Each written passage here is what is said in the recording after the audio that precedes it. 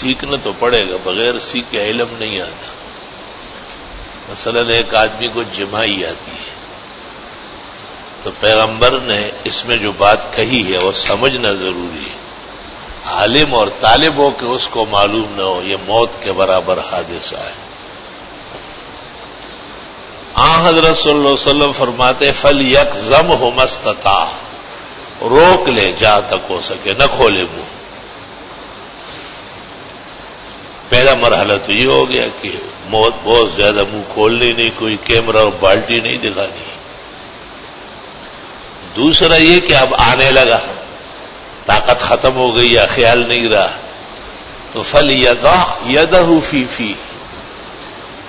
علماء کہتے ہیں بائیں ہاتھ کی ہتھیلی جو ہے عام حالات میں اس کا بائیں ہاتھ کی ہتھیلی باہر کی یہ منہ پہ ایسا رکھے،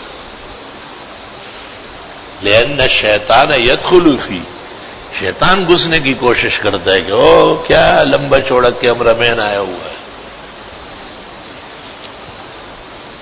اب اس کو پتہ نہیں ہے جس نے منہ کھولا اور دیر تک ہلایا، وہ جو دیکھ رہے ہیں تو کتنا غیر مہذب لگ رہا ہے۔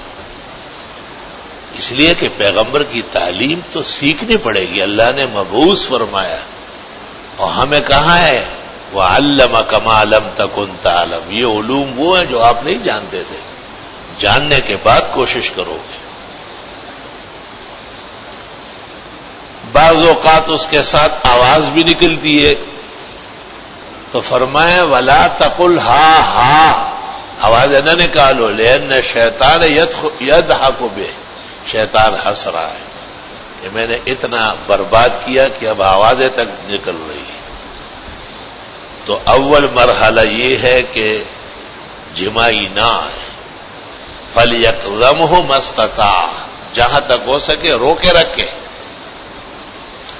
اور جب آنے لگے عام حالات میں تو بائیں ہاتھ کی ہتھیلی کی بائیں طرف یہ منہ پہ رکھ دی اور بند کر دے اس سے، لأن الشیطان يدخل فی، شیطان اس وقت منہ میں گھستا ہے اور وہ غفلت کا ذمہ دار ہے، جہاں آپ غافل ہوں گے وہاں نقصان پہنچ جائے گا۔ علماء دین کہتے ہیں کہ نماز میں جو قیام کی حالت ہے اس میں بھی یہی عمل ہے، روکنا ہے، نہیں روکا تو پھر دائیں ہاتھ کی اندرونی ہتھیلی، اس کے لیے بائیں ہاتھ نکالیں گے تو حیثیت ختم ہو جائے گی، اور بقیہ جتنے احوال ہے ان میں بائیں ہاتھ کا پچھلا حصہ منہ پہ رکھ دیا جائے۔ تو دیکھو کتنی سنتیں جمع ہو گئی، ایک جمائی ایک شخص کو آئی اور پوری شریعت متوجہ ہو گئی۔ پہلا کام فَلْيَقْزَمْهُ مَا اسْتَطَاعَ، روکے جہاں تک ہو سکے، نہ آنے دے اس غفلت کے حملے کو۔